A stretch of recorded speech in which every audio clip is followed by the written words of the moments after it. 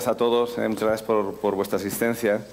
Vamos a compartir esta primera ponencia, Pedro y yo, hablando efectivamente de Real-Time Bidding.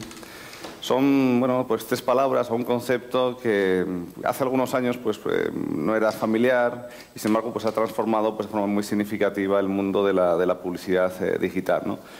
Nosotros nos embarcamos hace algunos años, yo creo que hace un par de años aproximadamente, con Digiland, antes llamada Adnetic, en un proyecto yo creo que muy visionario que tenía que ver con cómo poder entender la publicidad en Internet de una forma en la que se pusiera atención en cada oportunidad, en cada interacción concreta entre anunciante, página web y usuario, ¿no? En un entorno, pues, como os podéis imaginar, pues, tremendamente exigente en términos de volumen de información, velocidad para conseguir una respuesta y, sobre todo, inteligencia, ¿no? Y tiene mucho que ver con el hecho de que en los últimos años todo lo que es la capacidad de aportar inteligencia al negocio, la capacidad de aportar inteligencia al marketing, ha ido evolucionando. Si hacemos una vista atrás de unos 10, 15 años, de un marketing en el que nos interesaba entender nuestros grupos de clientes, segmentos, diferenciar el producto para esos diferentes grupos, tipologías, etcétera, a un marketing de cliente, marketing uno a uno, one to one. Y ahora pues estamos en una situación en la que el marketing ya no es que sea one to one, es que es un marketing de interacción en el cual el contexto, como os decía, en el que se produce ese contacto, ese momento precisamente, y toda la información que se puede obtener en ese instante, pues se convierte en una pieza clave para ser diferencial y tener más éxito en lo que es la actividad de venta y publicitaria, ¿no? Entonces, vamos a estructurar esta intervención de la manera siguiente. Pedro, como CEO de Digiland, pues va a contar su experiencia directamente trabajando en el negocio. Es un ámbito pues, que se está desarrollando, como os digo, de forma espectacular. Si el mercado digital en el año 2011 representaba pues, aproximadamente 88.000 millones de dólares, 88 billions, si lo queréis decir en terminología anglosajona, en 2016 estará por los 140 billones, ¿no? Es decir, es un incremento de más del 10%. Si pensamos en el mercado Real-Time Bidding, en 2011 la cifra era de 1,4 billones y en 2016 se estima que esté en los 14-15 billones, es decir, es un incremento anual de un 56%, ¿no?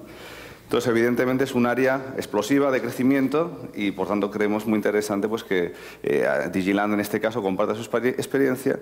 Y desde el punto de vista de Accenture, pues, nos gustará mucho también compartir cuál es todo el trasfondo desde el punto de vista de procedimientos, tecnología, base analítica, que da sentido pues, a un negocio orientado en el conocimiento como es este. Así que, Pedro, te doy la palabra. Muchas gracias. Bueno, primero, muchas gracias a Accenture por la oportunidad y gracias a todos por venir. Esperemos que sea suficientemente entretenido como para que no os durmáis ahora al principio, antes del primer café.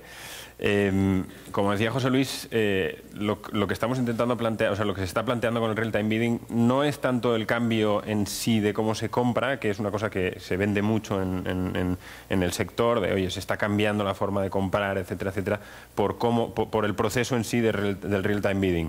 Desde nuestro punto de vista, y ahí Neometrix Accenture tuvo mucho trabajo con nosotros, la idea es, para nosotros lo importante realmente es cómo se toman las decisiones y en base a al uso adecuado de la información para esa toma de decisiones. Entonces, como principio, digamos, lo que buscamos es pasar de buscar espacios publicitarios en base a afinidad del perfil, porque tiene un 30, un 40, un X% de afinidad a la audiencia de un soporte, y buscamos identificar con datos cuál es nuestro target y no con datos convencionales como utilizábamos hasta ahora, que pueden ser sociodemográficos si nos interesa, pero también pueden ser actitudinales, de comportamiento que ha podido tener el usuario, incluso de valor, y ahora entraremos un poco más en detalle de cómo determinamos el valor para el anunciante. Entonces, lo primero que queríamos intentar hacer es explicar un poco cómo funciona para que todo el mundo estuviera, digamos, al mismo nivel. A algunos os parecerá muy obvio porque ya lo habéis visto muchas veces, pero para otros quizá no tanto. Entonces, tenemos dos lados, la oferta y la demanda, como siempre, ¿no? Por el lado de la demanda tenemos anunciantes o agencias con trading desks, digamos, son los tres grandes operadores que podrían ejecutar compras, realizar compras de espacio publicitario, ya sea directo desde el anunciante o de parte del anunciante en caso de agencias. Y por otro lado tenemos los usuarios, que son en realidad la oferta, que es quiero impactar a cada uno de esos usuarios, y se agrupan, digamos, los espacios publicitarios de dos maneras. Uno, un soporte publicitario grande, Google, por ejemplo, que está aquí, tiene sus propios espacios y los venden ellos mismos, o tenemos lo que se llaman redes, que agrupan muchos espacios publicitarios de sites no tan grandes que no se pueden representar comercialmente ellos mismos. Si le dais al siguiente. Entonces, lo que se han creado son unas plataformas tecnológicas, una por cada lado. Un DSP, Demand Side Platform, que es una tecnología que lo que ayuda que lo que permite a los anunciantes es juntar información y tomar decisiones de manera inmediata. Es decir, cada vez que se va a servir una impresión, se agrupa toda la información que tenemos previa, nos ayuda a tomar la decisión sobre un espacio publicitario concreto que se va a vender en este momento. Por el lado de la oferta existen lo que se llaman supply side platforms. Me temo que en el mundo digital son todo anglicismos y son todo terminología compleja, pero bueno, básicamente lo que son tecnologías que ayudan a los soportes a sacar el máximo rendimiento de su inventario, ya sea intentando incrementar el precio o ya sea intentando optimizar el espacio invendido en muchos casos. Entre tanto, también hay otras plataformas que se llaman DMPs, Data Management Platform, que ayudan a generar más volumen de datos en el mercado y a estandarizarlos, digamos, ¿vale? Ahora entraremos un poco más en la parte de datos y luego José Luis nos ayudará un poco a explicar cómo podemos trabajar tanto los datos nuestros como los de los clientes, como los que hay, digamos, en la red. Entraremos un poco más en detalle en eso. Y por último están los ad exchanges. Los ad exchanges, que por lo general todo el mundo habla de ad exchanges y todo lo demás, digamos, se olvida un poco. El ad exchange lo único que hace en realidad es casar operaciones de compra y venta, ¿vale? Es simplemente una herramienta que estoy simplificando mucho, obviamente, pero bueno, para no perdernos demasiado en el detalle, lo que hace es casar esas operaciones de manera inmediata. Es decir, ahora veremos cómo funciona, pero cada vez que se sirve un anuncio, un espacio publicitario, el ad exchange crea una subasta a la que la crea, digamos, el SSP, ofreciendo el espacio publicitario, y el DSP acude a ella y entra en esa subasta para decidir si le interesa o no. Entonces, las interacciones que hemos dibujado es para intentar explicar lo más claro posible, aunque no es del todo claro, cómo interactúan, digamos, las diferentes plataformas. Entonces, tanto anunciantes como agencias con trading desk pueden trabajar con un DSP que opera sobre la ad exchange o pueden trabajar directamente sobre una ad exchange. Esto es en el mundo del real-time bidding. Esto no significa que la compra de medios convencional haya desaparecido, ni ha muerto, ni nada de eso. Eso sigue existiendo. Esto solo es una parte más, una pata más, digamos, de la planificación. ¿Qué ocurre si un anunciante o una agencia pasa directamente a la exchange? En realidad no pasa nada. Lo único que pierde todo la capacidad de definir en cada impresión cuánto está dispuesto a pagar. Simplemente meterá una puja en la subasta y ese precio será siempre el mismo, independientemente de quién vaya a ver esa impresión o dónde se vaya a servir ese impacto publicitario. Perdonad la tos, pero estoy con un poco de alergia y siento el ruido. Desde el punto de vista de la demanda, ocurre 3/4 partes de lo mismo. Es decir, los soportes y las redes pueden trabajar con un SSP que les aporta una capa de optimización y de mejora de la venta de sus espacios publicitarios, o puede trabajar directamente con una exchange y digamos, no busca esa optimización o esa mejora del espacio publicitario. Entonces, ¿cómo funciona en el instante de la compra? Entonces, esto va a ir animado, o sea que te voy a ir dando la lata. Lo primero que ocurre es un usuario entra en una página. Hemos cogido YouTube, entra en la página, se está cargando y en el proceso de cargarse la página hay un espacio publicitario. Ese espacio publicitario, en este caso YouTube, se lo manda a la ad exchange. El ad exchange recibe la información de la URL donde va a salir el espacio, hemos dicho YouTube, y con todo el detalle de en qué página está, cuál es el espacio publicitario, etcétera, etcétera. Y el AdExchange crea una subasta. En esa subasta lo que hace es llamar a todos los DSPs. Aquí, si hubiera un SSP, estaría aquí en medio, justo antes de mandárselo al AdExchange. Lo que hace el AdExchange es crear esa subasta y llama tanto a DSPs como a empresas o anunciantes que estén pujando en el AdExchange directamente. En este caso vamos a coger Digiland, por razones obvias, como DSP. Digiland recibe la información que le pasa al AdExchange y le está diciendo pues, que es en este caso un roba páginas, que es en YouTube, cuáles son las exigencias de YouTube para este espacio publicitario, y también le pasa información del usuario. Le pasa información del usuario a través de pues, qué sistema operativo tiene, qué IP tiene, información de la cookie, bueno, una serie de datos, digamos, relativamente estándares. Digiland, como DSP, recibe esa información y empieza a juntarlo con todas las campañas que tiene y con todos los datos que tiene de ese usuario. Y asumid que datos es una cosa un poco etérea ahora mismo, pero entraremos un poco más en detalle en qué significa. Pero es más información sobre tanto el usuario como la página. Las agregamos, lo juntamos todo y decidimos si nos interesa esa impresión o si no. Si nos interesa, entramos en la subasta, ponemos una puja y tenemos que definir el valor que está dispuesto a pujar cada uno de los anunciantes que podemos tener con sus campañas activas en ese momento. Cuánto está dispuesto a pagar, cómo es de relevante ese usuario. Y entonces aquí es un poco la diferencia abismal de cómo comprábamos hasta ahora. Hasta ahora comprábamos un paquete, 100.000 impresiones en el mundo, y el mundo decidía quiénes eran esos 100.000 usuarios a los que se los servíamos. Aquí estamos decidiendo, en cada vez que se va a servir un anuncio, decidimos si es relevante para nosotros o no. Y esa relevancia ahora entraremos un poco en detalle en cómo funciona. Entonces, entramos en la subasta y obviamente podemos o perderla o ganarla. Y si la ganamos, pues servimos el anuncio.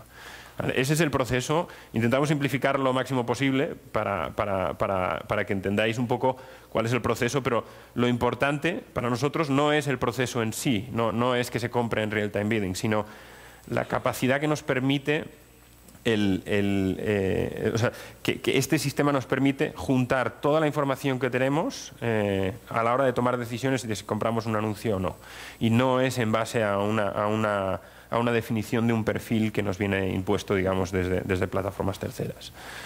Y todo esto, obviamente, esto suena que ha pasado un montón de tiempo, pero todo esto es mientras se va cargando la página, y si no contestamos a los DSPs a la subasta en menos de 100 milisegundos, no entramos en la puja, o sea, perdemos la posibilidad de comprar ese espacio. Si me permites un paréntesis, porque luego lo vamos a utilizar cuando expliquemos alguna cosa.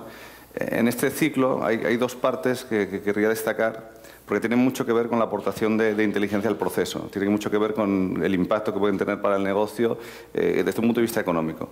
Uno es, una vez que tenemos esta información enriquecida de esta interacción que se produce entre el usuario y la página web, cómo utilizamos esa información. Aquí hay una parte muy importante que luego vamos a hablar más en detalle. Y luego hay otra parte que es también muy relevante, que es la parte de la competencia. Es decir, cuando tú aplicas un precio a un contenido para una persona específica, en esa interacción concreta, cómo podemos desarrollar estrategias que nos permitan entender cuál es la forma de razonamiento que tiene la competencia, y a partir de ahí cómo podemos también saber jugarles mejor, ¿no? En cierto modo es como una partida de ajedrez donde hay un elemento importante de análisis también de las estrategias de los competidores, ¿no? O sea, solamente como paréntesis para después. Perfecto. Siguiente, por favor. Entonces, cuando hablamos de datos, ¿qué significa datos? Y aquí, porque no hacemos más que decir, oye, pues compro en base a datos, compro información, utilizo de manera más inteligente o así vendemos nosotros, obviamente. Es para vosotros que decidáis si es así o no. Entonces, lo que buscamos es, de una manera creativa, intentar unir muchas fuentes de información. Y de hecho, Digiland, y con la ayuda de Nometrics, hemos hecho nosotros en realidad no somos solo un DSP, sino que también juntamos una pata, digamos, de DMP y vamos agregando información de muchísimos sitios y que nos permite, digamos, en la toma de decisión tener mucha más información y mucha más flexibilidad a la hora de identificar oportunidades. Entonces, hemos intentado dividir en 4 la información, digamos, para que sea lo más claro posible, pero insisto, aquí está totalmente abierto y estamos aprendiendo ahora mismo a cómo podemos utilizar esos datos y de dónde pueden salir esos datos. Y cada 3 meses, me atrevería a decir, vamos descubriendo, digamos, nuevas oportunidades de cómo podemos ir agregando y juntando información. Entonces, la primera sería usuario. Y aquí podemos coger información de por dónde ha navegado el usuario. Si a través de una base de datos nuestra tenemos información de sociodemográfico del usuario, se puede incluir. Si tenéis segmentaciones de CRMs de clientes, se puede incluir. Bueno, la oportunidad aquí es muy grande. El mayor problema que encontramos a día de hoy es la estructura que tienen o la poca estructura que hay en la mayoría de los anunciantes de esa información y de esos segmentos. Pero creo que es, como decía, el real-time bidding lo vemos como la punta del iceberg en el proceso de toma de decisiones con datos, y creemos que esa punta de iceberg dentro de poco se abrirá a otros medios y ya obligará, digamos, a todo el mundo a tener una estructura de datos mucho más robusta.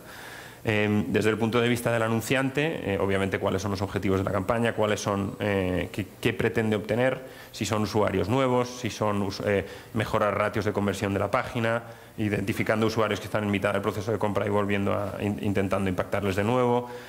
Ahí, digamos, de hecho hemos tenido, a modo de ejemplo, un anunciante que nos decía, en Estados Unidos, decía, yo quiero usuarios, clientes business, y decíamos, oye, la definición de cliente business en la publicidad convencional es, pues voy a comprar en el expansión, en el 5 días, etcétera, ¿no? Entonces dijimos, no, oye, para nosotros un cliente business es una persona que viaja y visita 3 estados diferentes a lo largo de un mes. Entonces, ¿os parece bien como anunciante esa definición de cliente de business? Entonces, lo que buscábamos era, juntábamos esa información del anunciante con información del usuario y decíamos, un usuario que hemos visto conectado desde 3 IPs diferentes de 3 estados diferentes a lo largo del último mes.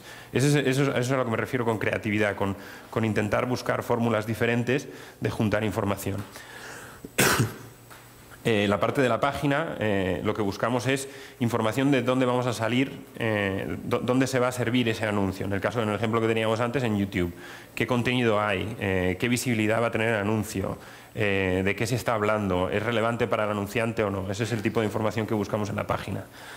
Y luego otras variables, aquí esto es una especie de cajón desastre que aquí cada cual, con cada anunciante, digamos, entraríamos a discutir cuáles son las diferentes oportunidades en base a la información que tiene y en base a cómo podemos organizarlo y estructurarlo. Entonces, bueno, no quería que fuera esto una discusión sobre qué es Digiland. Creo que es mucho más interesante que entendáis cómo funciona los DSP, cómo funciona la compra en real-time bidding y cómo vemos nosotros que en realidad este tipo de compra, ya sea a través de ad exchanges, ya sea a través de real-time bidding, ya sea para otros medios a través de otras metodologías de compra-venta, nosotros vemos que los datos están aquí para quedarse y que en breve en otros medios, no solo en el online, se empezará a comprar de esta manera o con esta, digamos, ideología de combinación de datos. Muy bien, pues voy a empezar precisamente hablando de datos, por hilar también con la presentación de Pedro.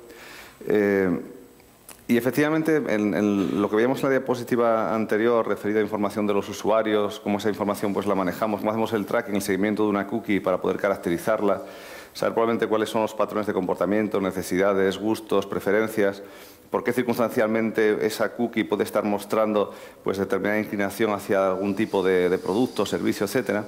Es un elemento que es fundamental, pero es un elemento que tiene una serie de particularidades que lo hacen todo un reto desde el punto de vista analítico. Primero porque tenemos un tráfico, un volumen de información enorme. Tener en cuenta que corrígeme si me equivoco, pero se pueden estar manejando de 150.000 transacciones por segundo, cantidades de esta envergadura. Es decir, todo ese proceso que contaba Pedro no es un proceso que suceda esporádicamente, es un proceso que está sucediendo de forma continua, y los sistemas tienen que captar la información de la cookie, tratar de buscar cuál es la publicidad que mejor se adapta a ese perfil de comportamiento concreto, a partir de ahí calcular cuál sería el precio que estaríamos dispuestos a pagar, y todo eso se hace de una forma muy rápida. Es más, no solamente se hace de forma rápida, sino que también tiene que ser muy rápido y muy dinámico el cambio del propio sistema que de forma inteligente trata de dar respuesta a eso. Es decir, si hay algún cambio de patrón de comportamiento, si hay algún cambio en las prioridades tanto de los anunciantes como del DSP, etcétera, etcétera, pues eso tiene que poder tener un rápido impacto en la lógica que hay detrás de estas decisiones. Y eso es un gran reto desde el punto de vista también, no solamente de negocio, no solamente de conceptualizar pues, este tipo de soluciones, sino, por supuesto, desde un punto de vista tecnológico y analítico, ¿no? Otro problema importante es la calidad de la información. Cuando nosotros estamos buscando la radiografía, el seguimiento de cuál es esa cookie, lógicamente la información que tenemos es imperfecta, es incompleta. Está también el borrado de las cookies, es decir, tenemos una situación que nos hace tener ni mucho menos una información completa, ¿no? Y ese es uno de los motivos por los cuales tenemos que incorporar pues, también mucha imaginación al proceso a la hora de, con muy pocas evidencias en algunos casos, ser capaces de ir enriqueciendo la información. Decir, oye, pues esta persona que ha entrado en este site o en este otro, pues vamos a buscar qué características puede ser o puede tener, cruzando la información de dónde ha estado esta persona con información de cómo son las personas que sí sabemos, datos de cómo son sociodemográficamente, económicamente, etcétera, etcétera, quienes han pasado también por ese tipo de sitios. Es decir, hay una labor de extrapolación de información, de tratar de completar toda esa trayectoria que sigue el cliente, que por supuesto para nosotros es muy incompleta, y tratamos de hacerlo pues, de la forma mejor posible, demostrando o midiendo, por supuesto, el impacto que eso va a tener para el negocio, ¿no? Entonces, información incompleta, información muchas veces también desestructurada, por lo que os voy a decir ahora mismo, información enorme en cuanto a tamaño, ¿no? Desestructurada, ¿por qué? Pedro comentaba de pasado una cosa que yo creo que es clave en este tipo de enfoques de real-time bidding a la hora de tratar de entender cuáles son las oportunidades o cómo tenemos que personalizar la experiencia del usuario en un momento dado, ¿no? Cuando hablaba de los contenidos, cuando hablaba de qué hay en la página a la que se quiere conectar el usuario, ¿no? Ahí la información, fundamentalmente, es información desestructurada, ¿eh? Hay contenidos textuales, hay imágenes, hay vídeos, hay un montón de información que, digamos, desde un punto de vista analítico tradicional, se nos escapaba, ¿no? En una visión de lo que es Analytics, en los últimos 10, 15 años, Analytics ha trabajado habitualmente pues, con entornos pues, muy controlados, bases de datos, la información está estructurada, hay tablas, hay campos, la información es clara, ¿no? Ahora la situación no es esa, es decir, si nosotros entramos en una página web, me interesa saber qué hay en esa página que está atrayendo al lector, que está atrayendo al usuario a esa página. Si es un vídeo, quiero saber de qué es el vídeo. Si es una imagen, quiero saber de qué es la imagen. Quiero saber con qué otras imágenes o con qué otros relacionar ese contenido. Quiero saber, analizando el texto, cuáles son las temáticas que pueden estar interesando a esa persona. Y eso nos abre una ventana que es totalmente distinta y es totalmente nueva. Y es la de no solamente ser capaz de pensar en cómo personalizo mi publicidad, mi contenido publicitario, de acuerdo a ese tracking, a ese seguimiento de cómo era la trayectoria de esa cookie, de esa persona que ha ido teniendo pues, una serie de interacciones a través de la web, sino también de los propios contenidos que hay en una página. ¿Y por qué esto es muy relevante? Porque sabéis que la legislación en términos del manejo de cookies, del uso de información personal en ese sentido, pues está cambiando, es bastante inestable, ¿eh? En unos países pues ya está empezando a cambiar, se prevé que va a haber cambios importantes en la Unión Europea en breve, con lo cual tener la capacidad de decir, mira, yo puedo adaptar mi mensaje publicitario, en este caso mis ofertas, mis precios para el contenido publicitario, no solamente al seguimiento de esta cookie, que a lo mejor en un futuro puede llegar a pasar que tengamos todavía menos capacidad para hacerlo, podría llegar a suceder, pero tenemos otra puerta que es importante, que es, sabemos los contenidos, o podemos saber cuáles son los contenidos que hay en los diferentes sites, podemos ver qué sites tienen más afinidad, son más similares, ¿no? Todo este análisis de lookalike, de similaridades y parecidos entre sites es muy, muy importante. Y una vez que tenemos esa, digamos, segmentación, esa categorización, esa forma de poder entender pues cuáles son los contenidos, podemos hacer un análisis diciendo, oye, pues para estos contenidos, ¿qué tipo de publicidad funciona mejor? Cuando estoy en un periódico generalista y estoy en una sección en concreto, pues cuál es el contenido que funciona mejor en ese caso. Si es una página pues mucho más específica, que tiene que ver con alguna hobby, alguna afición, pues qué es lo que funciona y lo que no funciona, ¿no? Y ese es un elemento que creo que es importante también en la estrategia de un DSP en este caso, ¿no? Poder tener la capacidad no únicamente de utilizar la información de la cookie, sino la información de los contenidos, ¿no? Volumen de información, velocidad de la información, lo que os decía de las 150.000 transacciones por segundo que se tienen que resolver, manejo de información desestructurada. A mí es un concepto que no me gusta, pero en este caso, cuando hablamos de real-time bidding, es un ejemplo perfecto de lo que es un entorno, desde el punto de vista tecnológico, de Big Data.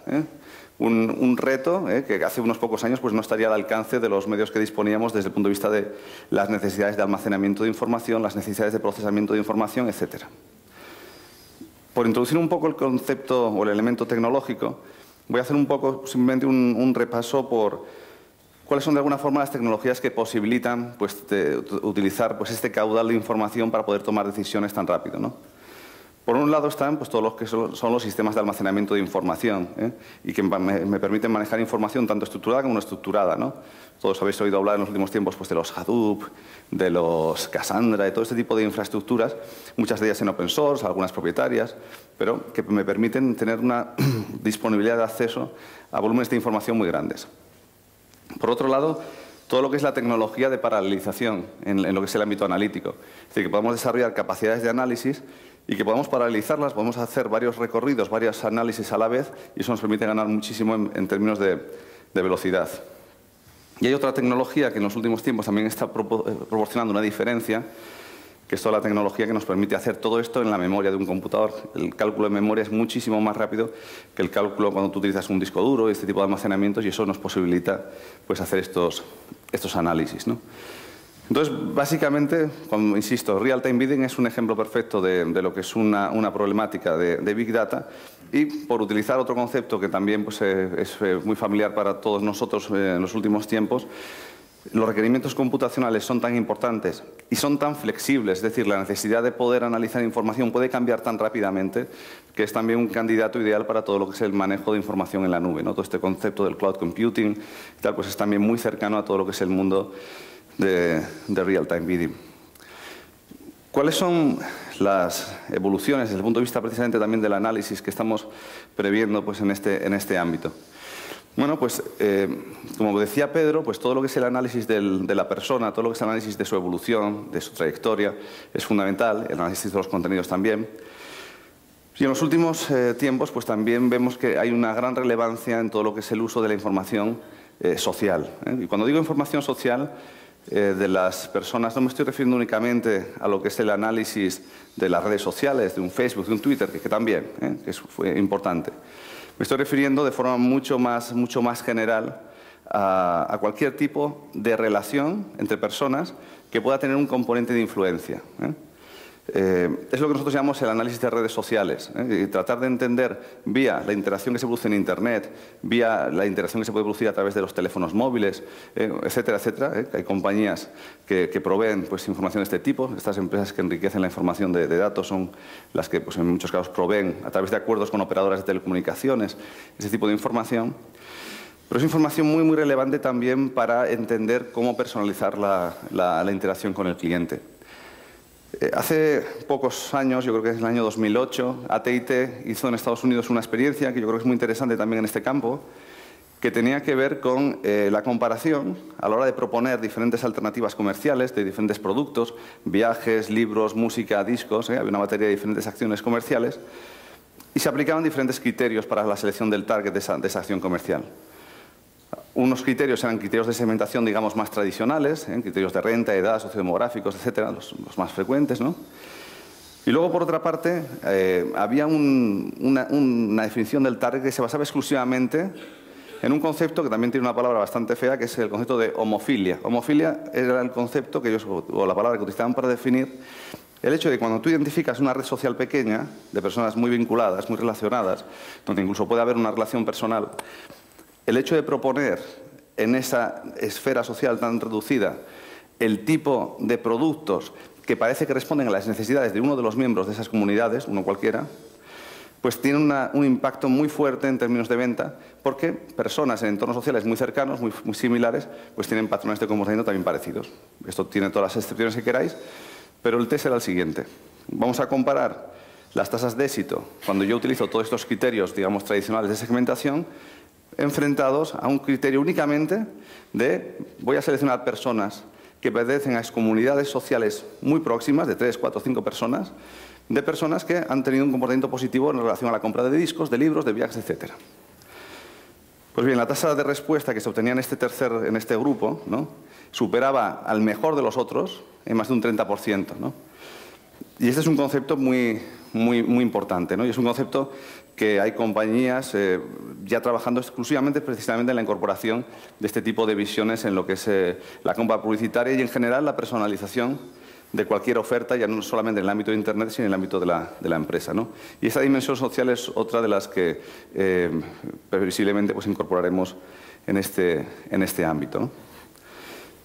Y si seguimos, y ya para terminar, no quiero tampoco quitaros más tiempo, pero si seguimos con lo que es el ámbito analítico, en el ámbito analítico hay otro elemento importante que marca pues, trayectoria, marca tendencia en lo que es real-time bidding, que es cuando yo hacía antes la puntualización de que en una fase del proceso que indicaba Pedro hay una competencia, lógicamente. Es decir, es una puja porque yo compito contra otros que están aplicando técnicas más o menos similares para llegar al mismo objetivo, que es conseguir pues, un rendimiento, un resultado.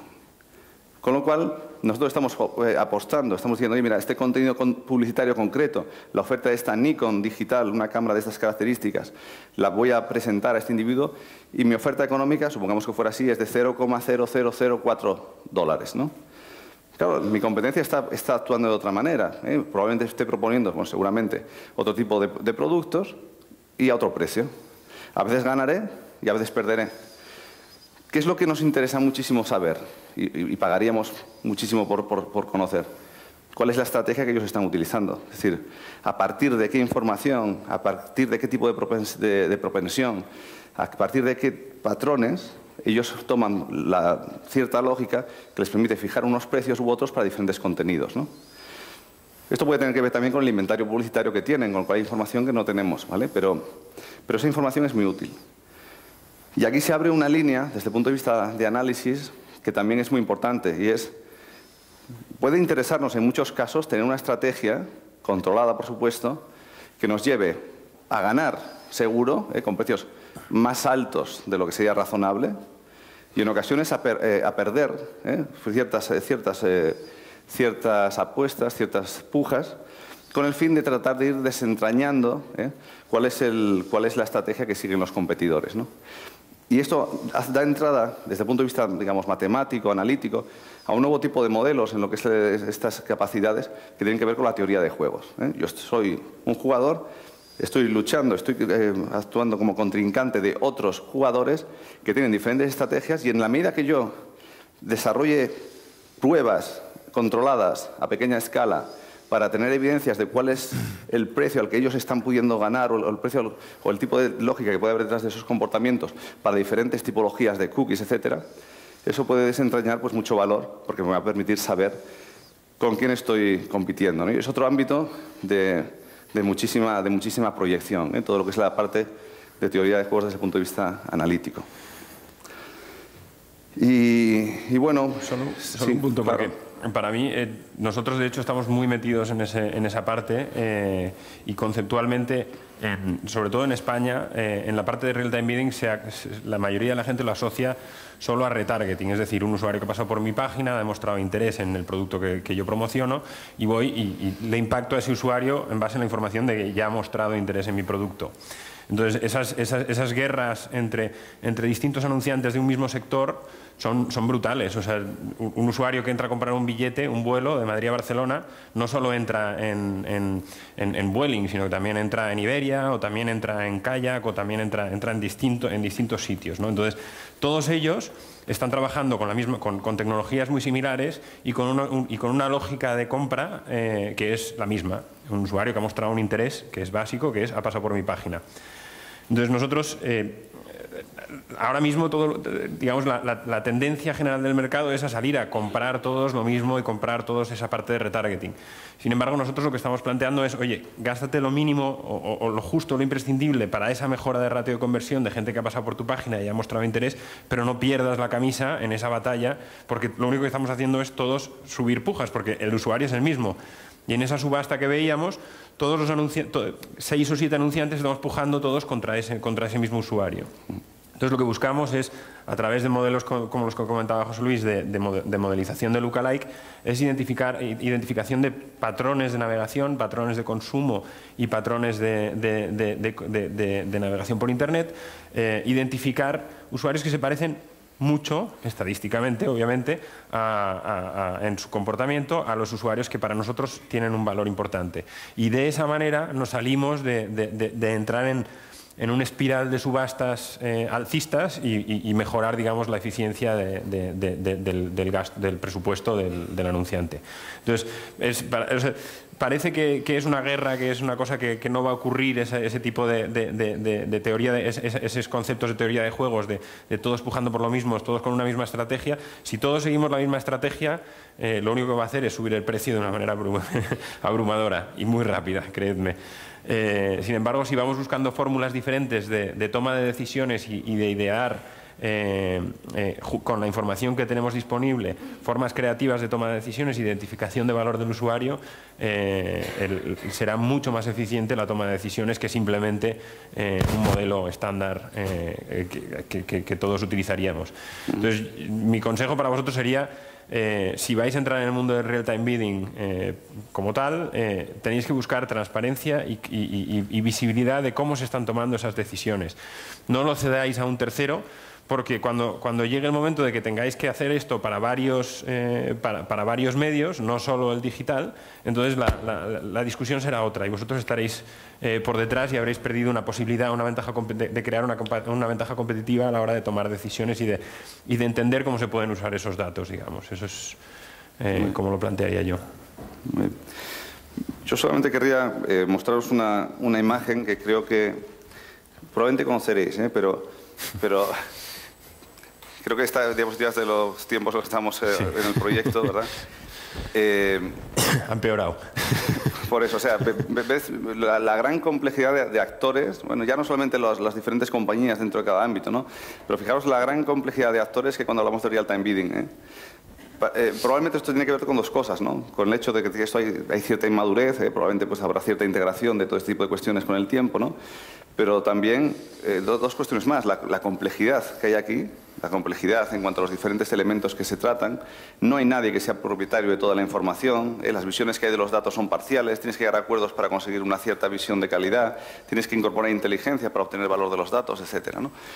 Y luego otra cuestión que tiene que ver con la gran complejidad que hay aquí, tiene que ver también con lo que decíamos al principio, es el valor económico que hay en este área. Es decir, es un área, como os decía, con unos crecimientos anuales de más del 50%, que va a multiplicar en los próximos 5 años por 10 su tamaño a nivel mundial, llegando a cifras de 14, 15 billones de dólares, y lógicamente es un terreno complejo, pero un terreno muy prometedor, ¿no? Tanto para las compañías que trabajan en estos ámbitos como, lógicamente, para las compañías que se anuncian, que identifican y ven aquí, a través de esta personalización, pues un valor importante, ¿no? En la mejora de sus ratios de respuesta y de éxito, ¿no? Hay otro reto que está implícito en todo esto, ¿no? Que también tiene que ver un poco con cuál es también nuestra posición en este ámbito, y es cómo de alguna forma arbitrar, cómo de alguna forma conocer pues la calidad dentro de lo que es el valor que esto aporta para el cliente final, para el cliente que al final se está anunciando y está contratando este tipo de servicios, de cada uno de estos diferentes actores, ¿no? Cuando hablamos de proveedores de datos, ¿qué datos son? ¿Son datos relevantes? ¿Son datos de calidad? ¿Hasta qué punto esos datos me están aportando más valor económico, ¿no? Y esas otras pues, de las actividades en las que, digamos que la actividad de trabajo, de investigación y de colaboración con nuestros clientes pues está desarrollando actualmente, ¿no? Que tiene que ver con todo lo que es la auditoría, el seguimiento y el control de cómo funciona este ecosistema tan complejo, ¿no? No sé si Pedro, si quieres añadir alguna cosa, o quedamos a vuestra disposición para cualquier pregunta, ¿verdad? Oye, me ha encantado saber que la teoría de juegos... Yo estudié en cuarto de carrera de matemáticas, está a la orden del día. Voy a recuperar los apuntes rápidamente. Me ha encantado este mensaje. Sí, aunque mi padre me decía aquello de hija, ¿para qué estudias tú matemáticas? Estoy descubriendo que los matemáticos tenemos mucho que decir en este mundo digital. Yo tengo una pregunta. Sabéis que bueno, nuestro día de hoy es Spain is Digital. Me gustaría saber cuál es el nivel de madurez del real-time bidding en España. Y bueno, algo que habéis mencionado de la famosa ley anti-cookies, todo cierta inseguridad, o no sé cómo decir, que tenemos en este momento alrededor de, bueno, de este tipo de cosas. Muy bien. Gracias. Yo creo que esa pregunta es para ti, Pedro. Gracias. A ver, la inseguridad, la incertidumbre de la legislación anti-cookies no es una cosa local, es una cosa mundial. Incluso en Estados Unidos está el concepto de Do Not Track.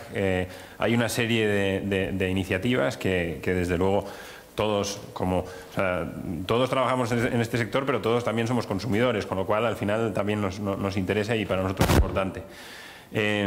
Sí creo que tiene que haber una forma de implementar o de ayudar a los usuarios a que entiendan lo que está ocurriendo y que tengan la capacidad de tomar decisiones. No sé, todavía está muy en el aire cómo funcionará eso en España. Yo lo único mi deseo es que sea una forma en la que el usuario pueda decidir de manera autónoma, no sea un consentimiento casi que el usuario está casi obligado a decir no quiero recibir cookies porque es que son muy malas, porque son anuncios y bueno, pues en realidad eso es lo que no se está pagando por una gran mayoría de los servicios que existen en Internet y hay que tener claro que es de dónde vienen esos negocios, cómo se crean y cómo funcionan. Pero sí creo que hay que, como el sector tiene que mejorar muchísimo a la hora de transparencia con el usuario, de qué información se tiene del usuario y cómo se gestiona esa información. Y creo que la legislación tardará un poco en llegar a ese entente cordial entre las dos partes, entre privacidad y negocio, digamos, pero creo que estamos obligados a entendernos de esa manera, en generar esa transparencia. Creo que todavía no tengo claro exactamente cómo está pensando tanto los legisladores como la Agencia de Protección de Datos. Todavía están terminando, digamos, de ubicar un poco los próximos meses. Pero vamos, yo creo que por lo menos en los próximos años no debería haber unos grandes cambios o unas grandes, sino Internet, como lo conocemos hoy, se acabaría creando un cuello de botella enorme.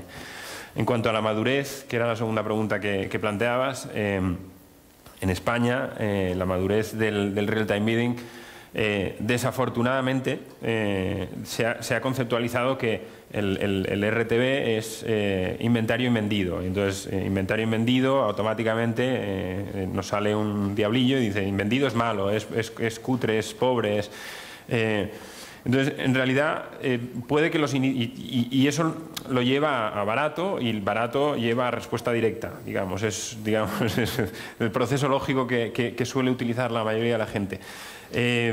Y en principio empezó siendo cutre y no siendo un inventario tan positivo, pero muchas grandes empresas y muchos grandes soportes se están adhiriendo poco a poco, están viendo que no es una amenaza, que es una oportunidad muy grande para ellos también y que de repente ven que pueden incluso monetizar mejor su inventario gestionando, digamos, su espacio publicitario de esta manera. Desde el punto de vista de los anunciantes también nos está costando un poco el ayudar a conceptualizar cómo se estructuran esos datos y no todo el mundo, digamos, está dispuesto a hacer el esfuerzo de plantear el problema de una manera diferente y queremos seguir comprando de la misma manera. Entonces, bueno, pues creo que nos llevará un poco más de tiempo que en otros países, como suele ocurrir, pero desde luego el cambio de los últimos 2 años a esta parte ha sido abismal, y tanto desde el punto de la oferta como desde el punto de la demanda, y vamos, no me cabe ninguna duda de que de aquí a 1 año y medio estaremos planteando una situación completamente diferente. Y creo que es una oportunidad muy grande para aquellos que tomen la decisión de entrar pronto. O sea, aquí el early adopter tiene una ventaja competitiva de entender mucho mejor y de tener una claridad de cómo puede funcionar y qué rendimientos y qué valor y qué beneficios le puede sacar, mientras los demás están dormidos, pujando, digamos, en esa teoría de juegos, todos pujando en los red oceans en vez de los blue seas que decían, ¿no? En lugar de buscar nuevas oportunidades, quedarse centrado en pelearse donde todo el mundo está peleando, y hay una oportunidad muy grande ahí.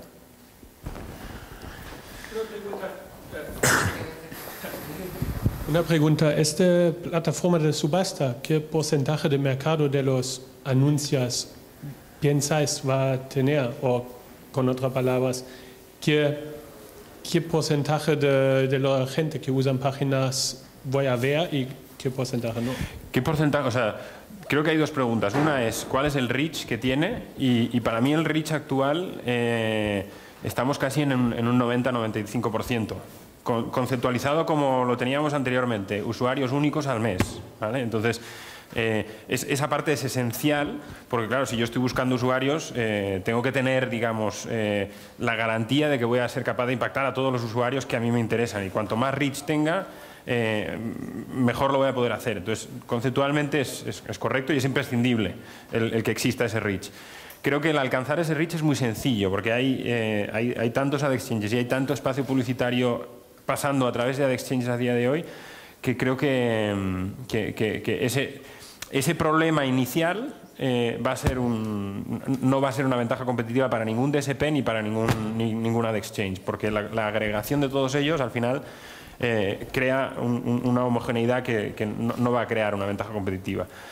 Me he quedado con la segunda pregunta, me habéis hecho dos, perdón.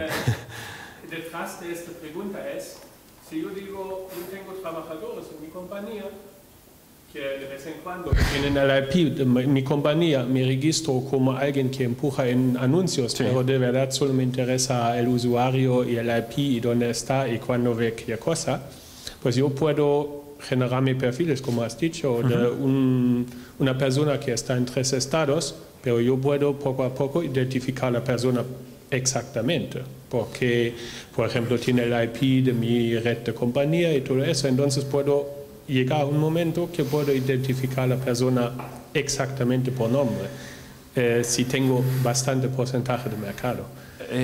La identificación de personas, o sea, dentro de lo que plantea José Luis de Big Data, no hay que perder la objetividad. O sea, sí tenemos mucha información de cada usuario, pero no entramos a identificar usuario a usuario. Lo que hacemos es intentar, con la información que tenemos, hacer clústeres de clientes que se parezcan, digamos. Pero, o sea, podríamos... Creo que se podría llegar a plantear que sí, o sea, la respuesta teórica es sí. La práctica es que al final el plantear solo un usuario sería ineficiente, o sea, es un proceso, digamos, costoso y de volumen, que lo que buscamos es intentar ampliar, digamos, coberturas y buscar nuevos nichos y buscar perfiles adecuados. En base a cómo hayamos definido el valor del usuario. Entonces, el ir a uno solo, o sea, puede ser interesante, pero me parece que no es la herramienta adecuada. Creo que hay otras herramientas para personalizar, yendo a un solo individuo, que son mucho más eficientes, digamos. Sí, pero la pregunta tiene mucho que ver con una cuestión que se está suscitando mucho últimamente, que es cómo podemos de alguna forma encontrar el matching, la conjunción entre lo que es la actividad online, o lo que es el CRM que yo tengo con la información que yo tengo de mis clientes, ¿no? Y la actividad que estos clientes pueden estar teniendo en la web, ¿no? De tal manera que si conseguimos cruzar esa información del ID, por ejemplo, de una cookie con información interna, y enriquecemos eso con nuestra base de datos, pues tenemos capacidad de utilizar la web como un canal completo más, ¿no? La pregunta es, ¿cómo a mí como usuario de un periódico me animas a hacer opt-in y dejar los cookies activados si no me garantizas que no hay mal uso de mis datos? ¿No? Sí. Que no llega alguien que dice, ¿sabes? Me interesa sola esta persona.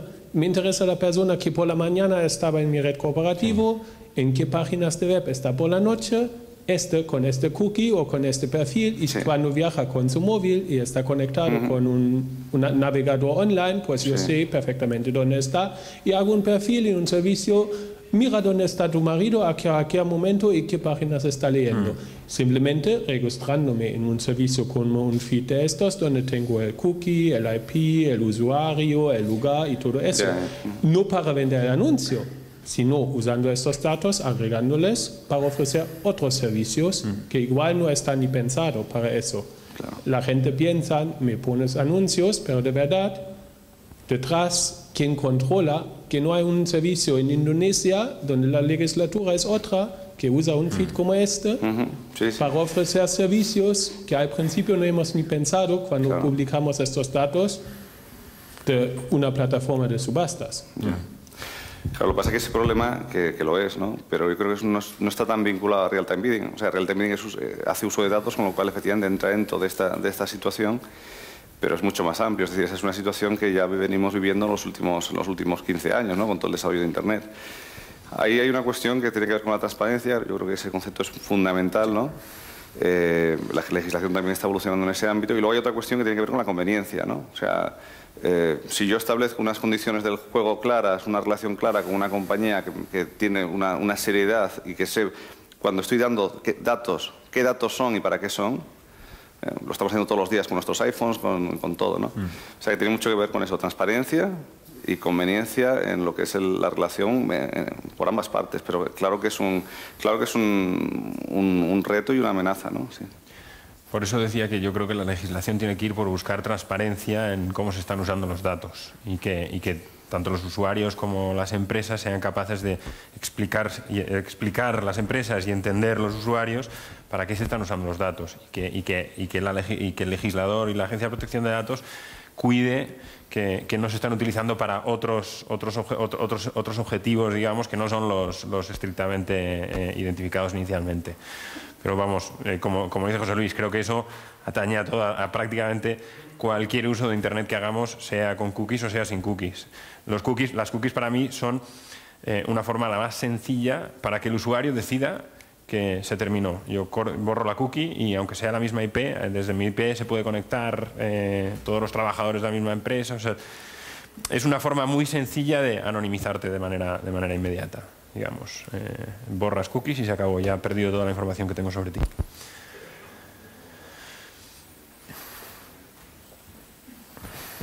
Muy interesante la charla. Quería haceros una pregunta adicional. ¿Cuál es vuestro rol como Accenture o como Digiland en todo el modelo de compra de medios tradicional? Es decir, yo soy un Telefónica, quiero comprar mis medios a Havas o a Arena Media, pero en determinadas campañas quiero utilizar esta tecnología. ¿Vosotros colaboráis con cliente? ¿Trabajáis de la mano de la central de medios o de la agencia de medios? O sea, ¿cuál es vuestro rol en todo este juego y cuál es vuestro modelo? Tenemos dos roles distintos. Sí. A ver, el rol desde Digiland sería, podemos trabajar tanto con anunciantes directos como en el diagramillas que teníamos, podemos trabajar tanto con anunciantes directos como a través de agencias. Cualquiera de las dos fórmulas, desde nuestro punto de vista, no hay ningún problema.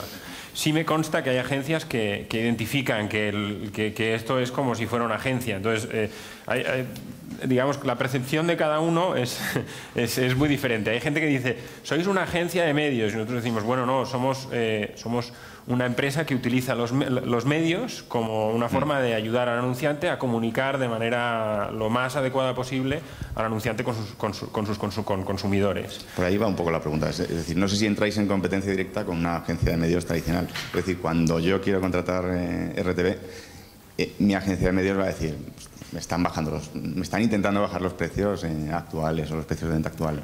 Yo creo que todo el mundo se tendrá que ir adaptando a diferentes fórmulas. Entonces, habrá anunciantes que prefieren tener una agencia y que pasan toda esa información a través de la agencia, y en nuestro caso no hay ningún problema. O quieren trabajar directamente con una empresa como Digiland y que les ayude a ese proceso de compra. Ojo, nosotros solo estamos comprando a día de hoy desde Digiland y a través de RTV, que es la única plataforma que permite este tipo de comercialización, o sea, de compra.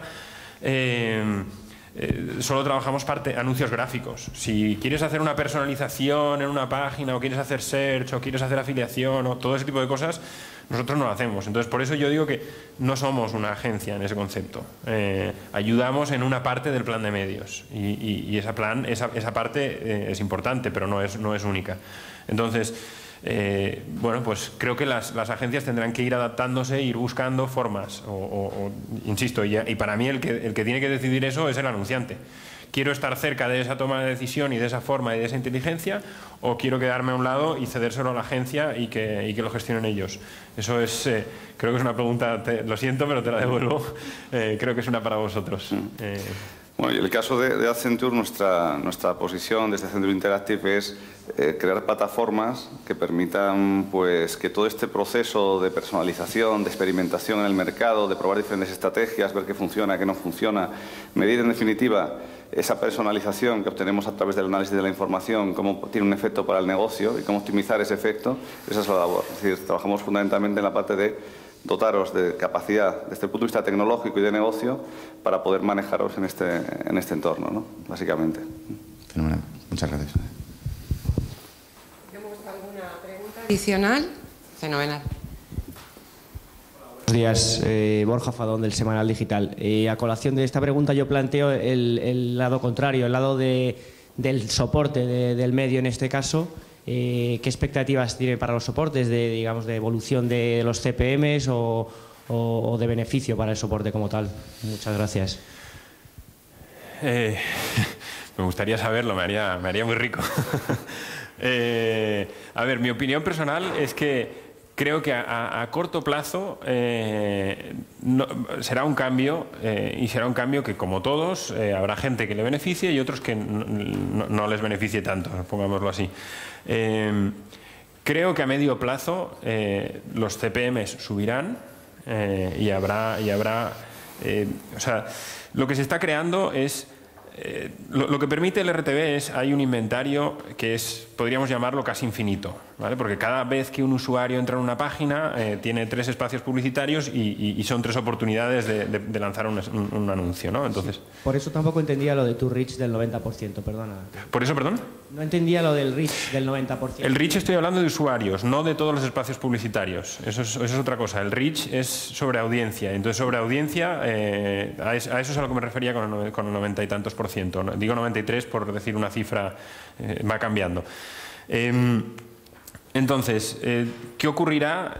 Creo que lo que debería tender a ocurrir es que debería haber cada vez menos espacios, porque a día de hoy lo que se ha hecho es que yo tengo una página y para mejorar la eficiencia, para ganar más euros por página vista que tengo, que es la lógica que sigue un soporte, totalmente lícito y razonable, lo que hace es abrir más espacios publicitarios. Y lo único que está haciendo es que el valor de cada impacto sea menor. Porque lo único que ha hecho es evitar esa escasez de espacio publicitario. Ha creado un exceso. Y creo que ese exceso es lo que está ayudando a que los precios bajen. Desde el punto de vista del soporte. Desde el punto de vista del anunciante, para mí tiene mucho menos valor si yo tengo un impacto publicitario en una página que está rodeado, es una feria y tengo 17 espacios, no estoy hablando de vuestro espacio, ¿no? Pero es una feria y tengo 17 espacios publicitarios, entonces lo que yo compro tiene mucho menos valor. Entonces creo que eso se tendrá que racionalizar, cosa que en los últimos 5 años creo que ha hecho falta un poco de eso. Y desde el punto de vista del soporte y del equipo comercial, creo que tendrán que buscar fórmulas. O sea, esto será automático, una parte del proceso de compra será automático, pero seguirá habiendo, igual que le decía al anunciante de Telefónica, seguirá habiendo una serie de acciones que el soporte tendrá que pensar y buscar fórmulas de captar tanto más usuarios como más inversión por parte de los anunciantes. Y eso tiene que ser una labor creativa que creo que se ha perdido un poco en los últimos años. Que entronca, entiendo, esa bajada de la oferta publicitaria con el aumento del valor del invendido que mencionabas antes, que te he entendido, ¿o no? Claro, exacto. Entonces, si tú vas eliminando un poco de exceso de espacio publicitario, el problema es que aquí entra otra vez la teoría de juegos. Si yo soy el único, soy yo mi único soporte que baja la cantidad de espacios publicitarios y todos los demás no lo hacen, entonces el que sale perdiendo soy yo. Pero creo que esto ayudará en gran medida a que eso ocurra. Porque como vamos definiendo el valor y como hablábamos, miramos en la página donde vamos a servir el anuncio, identificamos a ver cómo es ese espacio publicitario. Y entonces, si yo soy capaz de ver que en tu página tiene pocos espacios, mi impresión va a ser, mi espacio publicitario va a ser mucho más valioso. Yo estoy dispuesto a pagarte más a ti. Y por último, y perdona, no se podrá perder de vista el branding tampoco, ¿no? El branding. Es que de partida he dicho que a día de hoy el RTV se plantea como una herramienta de respuesta directa. Para mí, el que utiliza RTV desde un punto de vista de branding tiene mucho que ganar, porque todo el mundo dice, no, yo los banners nunca me fijo, nunca me fijo. Y me gustaría que pensarais cada uno de vosotros, si habéis entrado a comprar un vuelo en los últimos 6 meses, ¿os habéis fijado que os persiguen los banners constantemente diciendo el vuelo que has buscado? Entonces, ¿eso es branding o no es branding? Para mí lo es. O sea, sí, el objetivo final de eso es una venta, es mejorar el ratio de conversión. Pero la realidad es que si haces eso mismo, pero en lugar de alguien que haya hecho un drop-off en el proceso de compra, lo planteas como esta es mi audiencia y esta es la gente a la que quiero atacar, si tú lo identificas como anunciante, puedes decir, oye, yo a estos usuarios que los considero de valor, quiero machacarlos. O quiero tener una frecuencia X. O quiero... Entonces, si los quiero machacar, estoy eliminando la posibilidad a mi competencia de que ataquen a esos usuarios que yo los considero de mucho valor. Para mí eso sería una estrategia... Mucha gente lo ve como defensiva, para mí la veo como muy agresiva y la veo como branding. No es el branding al uso de una página completa y demás, pero para mí tiene mucho valor eso. Es una opinión personal, claro. Gracias. ¿Alguna pregunta adicional? No sé, nuestro community manager, ¿nos ha llegado algo por las redes sociales? De hecho, acaba de contestarse esa misma pregunta, que era lo que referente al branding. ¿Cuál es la situación del branding hoy en día con este tipo de herramientas? Así que vamos bien, ¿no? Una pequeña cuestión. Parece ser que estáis teniendo problemas con el acceso a la Wi-Fi. Deciros que tenéis aquí la clave y que el punto que aparece al final no es un punto ornamental. O sea, es que hay que poner el punto, ¿eh? ¿Alguna pregunta? Seguimos con la siguiente ponencia. Vamos muy bien de agenda. Me da miedo ver este mapa, José Luis. Yo te voy a llamar. O sea, porque yo veo ese mapa de players y me mareo directamente. Sin duda. Espero que haya muchos early adopters en esta sala. Bueno, aplauso. Muchas gracias. Muchas gracias. Gracias. Fenomenal. No. Gracias.